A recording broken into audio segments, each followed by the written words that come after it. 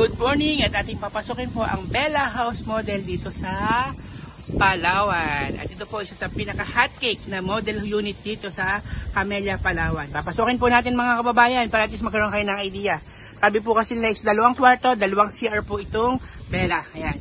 So kakatok po ako. Tok, tok, tok. Ayun.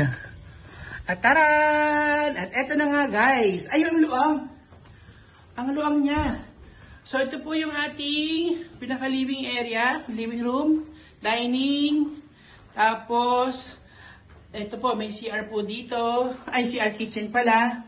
Tapos maganda lang po, meron pa po kayo dito sa kabila, sa labas.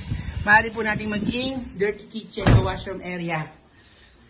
And then ito pong si Bella, ito isang CR sa baba. Wow! Grabe! Tapos sa taas, mga kababayan, kapag di-deliver po is complete finish na po ito ha, gamit na lang po ilalagay. At alam ko po may promo po sila na 50,000 pesos na pamili ng gamit. Wow, ang laki! Master's bedroom. Pwede na po, may partition na po siya. Ito po naman ang room ng mga bata. Tapos ito naman po yung isang CR pa. Congratulations po. At plus, ang maganda po niyan, dito po sa Camellia is marami pong naghahanap na magrerentang mga foreigner for long term. Ayan po. Kaya po, sa mga gusto pong mag-isip, paano mapapakinabangan na investment na to, maaaring retirement, maaaring staycation, pa-Airbnb po ninyo. Tapos, kung gusto po naman ninyo, pa long term lease.